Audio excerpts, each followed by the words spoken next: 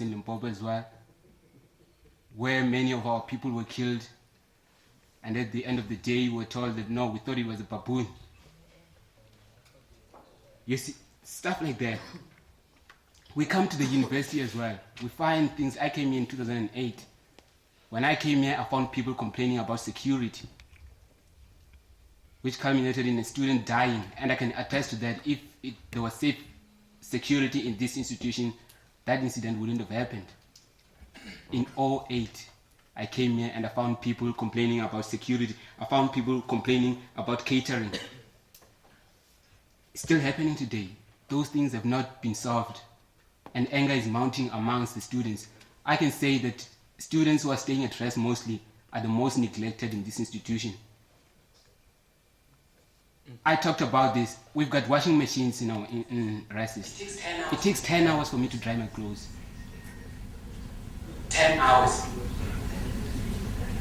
The university does not, I don't know what the reasons are.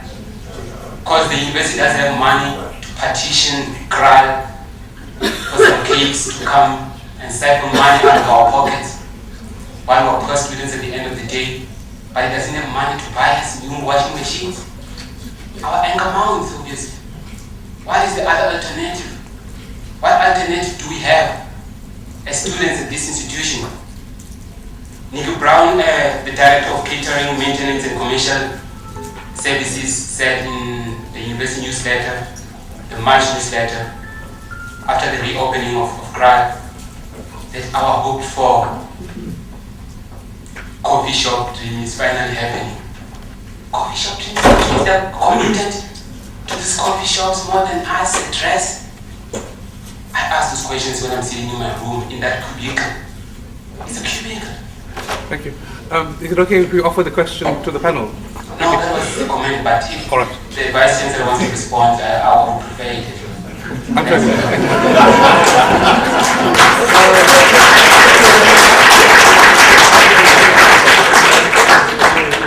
The colleague next to you.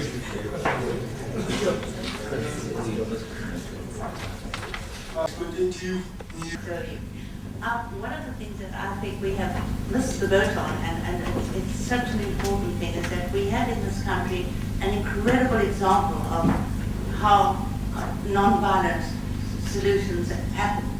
Because we had the most horrible violent society with the system, and we had this enormous mass of people who elected to not be violent.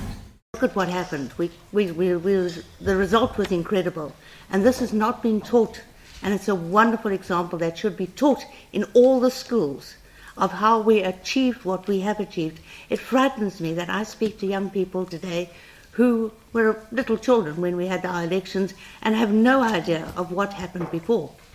None at all. And this scares me. It really does. I would like to see more sensible education and more of the non-violent aspect of how we achieved what we did through it.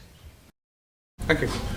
The first speaker did qualify that his was a comment, but he invited the Vice Chancellor to respond. If he so, thanks, Jay. I'm not even the speaker, so I'm not so sure how I'm going to deal with this one.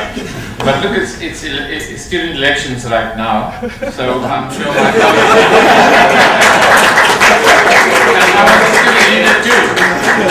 But let me take it on its merits, because I think it does raise important issues, which I think the speaker spoke about as well. That in a world in which we are conditioned to respond to, contradiction and paradox and inequality, often the temptation is there to resort to violence. He was actually affirming the very contradiction that I think Ella had tried to suggest, that that's not the way to respond. That there is nothing historically necessary for you to respond to that if the options are there for meaningful dialogue that can hopefully lead to you to transcend those contradictions. After all, you're not going to solve the problem by beating the other person into submission. That's not what transformation is. Transformation is a qualitative process of transcending those contradictory opposites which are colliding with one another in a new relationship, a new restorative relationship based on something different from what it was. It's give and take. That's the project that I thought I heard Ella was saying was that it's a negotiated transcendence of contradiction.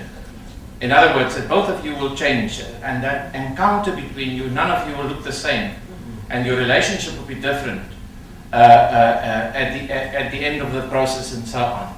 That takes time, it takes skill, it takes a kind of a mindset as well.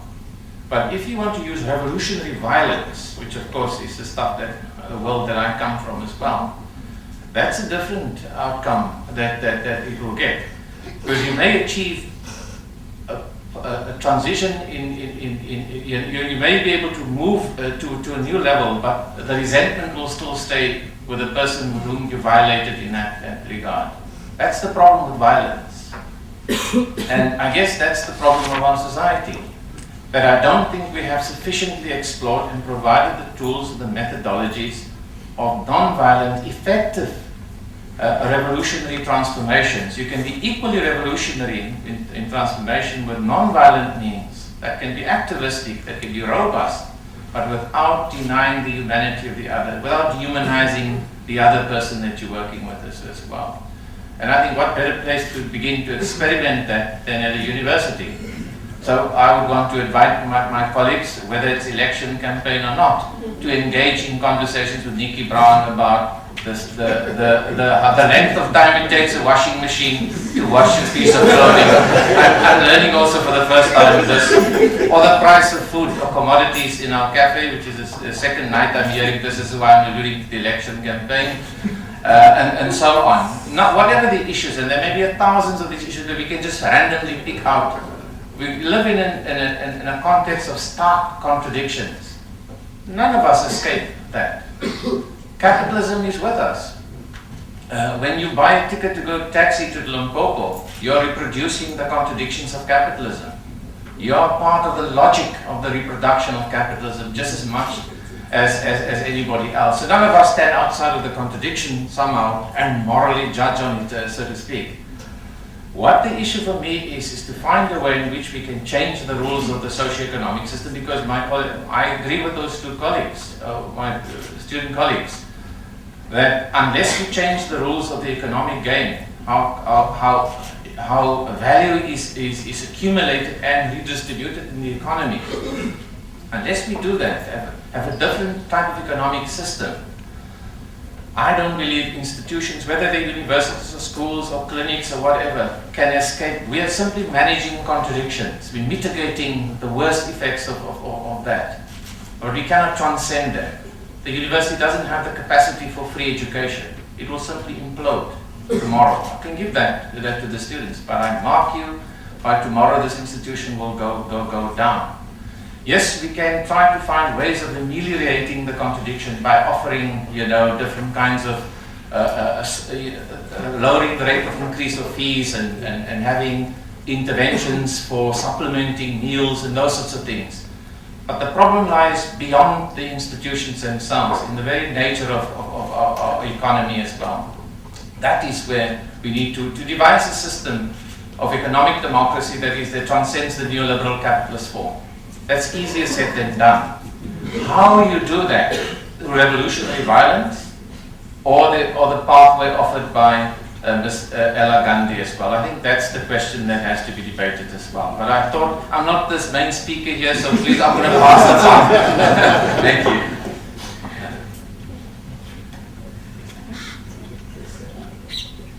Yeah, I think it makes one think what you said. Said it's a problem that exists, and how do we deal with that problem? But the issue which we raised with the young people in Durban was, how do you deal with your anger? You get angry, and suppose you decide, because this machine is not working properly, let's destroy it. You destroy the machine, and what gets left at the end of the day? What happens? It took 10 hours to dry your clothes. Now it's going to take you a whole lifetime to dry.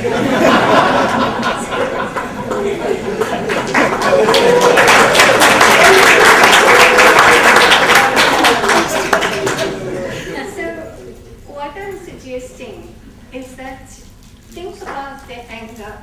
Let's take, instead of reacting impulsively, and if you see what has been happening in our country in the past few days, here in Port Elizabeth, before that in the strike actions and so on, it's a few people who got very angry and did things. And today they are imprisoned or charged, whatever it is. And also, whatever they have destroyed has been destroyed. And it means that more resources have to be put in there to rebuild what they have destroyed. So the action was impulsive. They didn't think about it, they didn't plan it, they just did something. That impulsive action has caused everyone, because we all as taxpayers, as people who also benefit from the government, suffer for it. Because if more resources go there, then less resources come to us. If we require more resources, people have to pay more tax. So everyone will suffer for those actions. Now, the point I'm making is that instead of reacting impulsively and doing something that is going to cause injury to everyone, why not sit and think about it first, control your anger, and channel it into something useful that is going to bring about a lasting, solution to the problem. Now, when I say useful, I mean that you need to discuss the issue. Whatever the issue is that's bothering you, you have to discuss it with people. You can't just take impulsive action yourself and get support from other people. When you've got support from people, say students, if it's a student issue, you've got support from the students, also go to your parents, and your parents may tell you, please don't do this. Listen to what they have to say and try and explain to them what your problems are. This is what we did in the past. We told our parents, and our parents sometimes did say, look, you're not going on strike.